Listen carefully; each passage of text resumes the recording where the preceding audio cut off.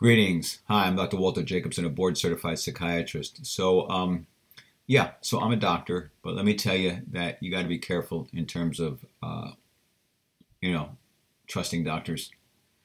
Like everything else, you need to trust but verify. Do not take your doctor's word for anything that he tells you. Get a second opinion. Google, research, find out for yourself what's true and what's not. When a doctor gives you a new medication, okay, you need to ask him, well, is this going to interfere with the other medications that I'm currently taking? Most doctors don't even think about that, and they don't bother checking. They need to check. It's really easy to check. There's now an app, a pharmacology app called Hippocrates, where you can check drug-drug interactions. And they need to check because they can give you a medication that could interact with another medication, and the enzyme interactions can create a toxic consequence. It could cause one medicine to be at a higher dose, an unsafe dose, than you think you're taking because of the other medicine that you're taking. So I just read a story that the fourth leading cause of death is side effects from medications. Okay, so what I was talking about just now was actually not simply side effects, but drug-drug interactions. So you've got to pay attention to drug-drug interactions. They can kill you. They can hurt you. But yeah, side effects of medications can also kill you and hurt you. And it's a real problem. The bottom line with medications is, if you need them, okay, take them. But if you need them and you're going to take them in the least amount that's going to be effective, and pay attention, because a lot of times what will happen is the doctor will give you a medication for let's say for high blood pressure, and like a few months later you have reflux, esophageal reflux, GERD, and heartburn. And you go in and you say, I got a heartburn, and he says, well, okay, then I'm going to give you like Protonics or this or that for the heartburn, but he hasn't made the connection that the heartburn is a side effect of the first medicine that he gave you.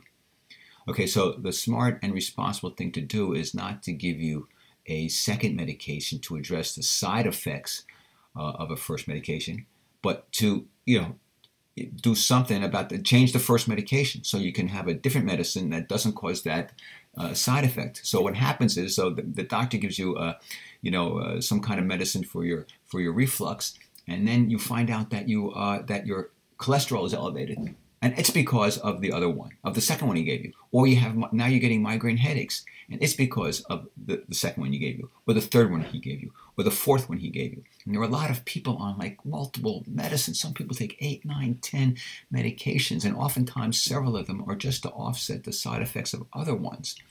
And oftentimes the doctors haven't even made the connection that they are side effects of other ones. They've assumed that they're new symptoms and they're new problems.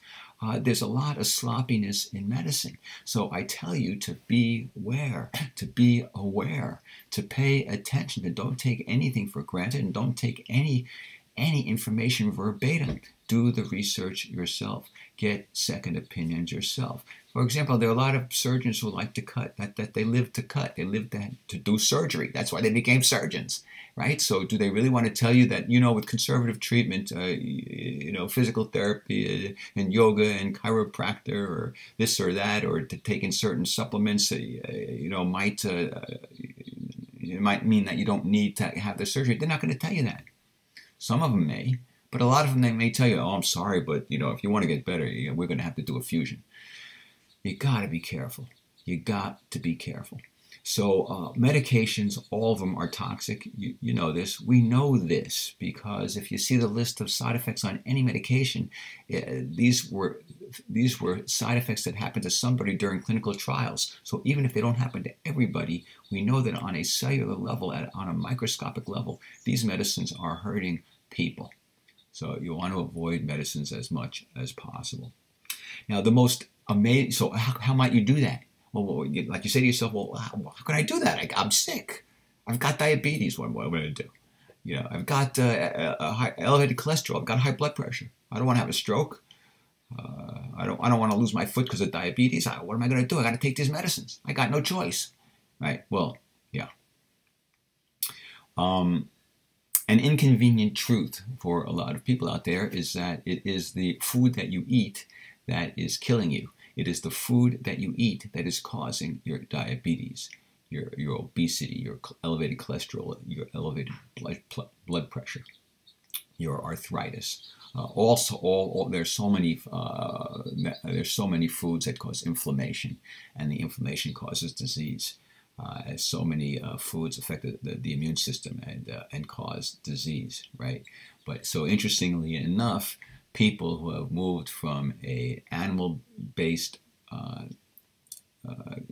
food system to a plant-based system, where they get rid of animal product, animal protein, these people, they lose weight. They get off their diabetic medicines and they no longer have diabetes. They get off their blood pressure medicines. They no longer have hypertension. They get off their cholesterol medicines. They no longer have elevated cholesterol problems. Their incidence of heart attacks and strokes go down. It's profound. This is not a gimmick from animal rights people who don't like it because they love animals and they love their pets. This is a whole separate thing. Don't confuse things. You don't have to be an animal lover to like not want to eat meat because you want to live long. Okay. Because there is a correlation between animal protein, which actually turns on cancer-causing genes, and plant protein, which actually reverses cancerous effects. Yes, that's the other thing I didn't mention about animal protein. It can contribute to the evolution of prostate cancer, breast cancer, colon cancer, and I suspect other cancers as well. So you really should look into this because what you're eating very likely is hurting you, killing you, also probably damaging your brain, increasing your chance of getting Alzheimer's when you get older, because a lot of the research about Alzheimer's is that it's a blood vessel disease, and blood vessel diseases are affected by plaque and cholesterol, and so if you eat a plant-based diet, that's not going to happen, or less likely to happen. A lot of people think that you eat a plant-based diet that you're not going to get protein. How am I going to get protein? You got to eat a burger, to get protein. You got to eat animals to get protein. No, that's completely ridiculous. If you look at an elephant, you look at a horse. These animals are vegetarians. They do quite well. They're pretty strong. There's protein in vegetables. There's protein in beans. And there's so many ways these days. I'm telling you, there's a fake cheeseburger at this place called the Veggie Grill that is unbelievable. Now, granted, you can go to the store and get, various veggie burgers and, that, they don't taste like a hamburger. They can be very tasty, and it's a good substitute, and I'm happy with that. But I'm just telling you, this one place, I'm not making any money off of promoting it, but it tastes like a cheeseburger. It's unbelievable, delicious. They have so many options now for making, replicas of the foods that you love without having any animals in it, and without killing and torturing animals as well. But even if you've got free range animals dancing around, happy in the fields, great. So they're less likely to have like hormones and adrenaline and toxic chemicals and antibiotics, and so so you're a lot better eating those foods.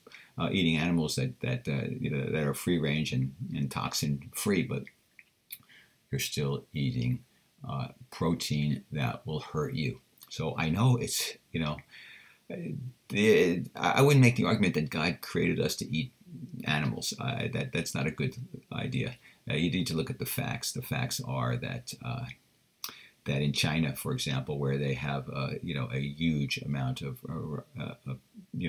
eating rice and vegetables, etc., and a very low amount of meat, they live longer, and they are free of all sorts of diseases. And there are blue zones that are out there in the world. They call them blue zones because these are people who consistently in these areas they live over to be over 100, and a lot of these people they're eating rice and beans and veggies, and they seem quite happy. Yeah. So I know it's inconvenient. I know it's not fun. I know people will ridicule you. I know you may feel that you need it and you love it and you have to have it. But I just want you to know that you're killing yourself softly with your food, and sometimes not so softly. Anyway, look into it. Think about it. At the very least, perhaps consider reducing the consumption of animal product, and you just might notice that you feel better, and you're happier, and less depressed, and less anxious, and less angry and irritable as well. All right, that's it. Take care. Peace be with you. See you next time.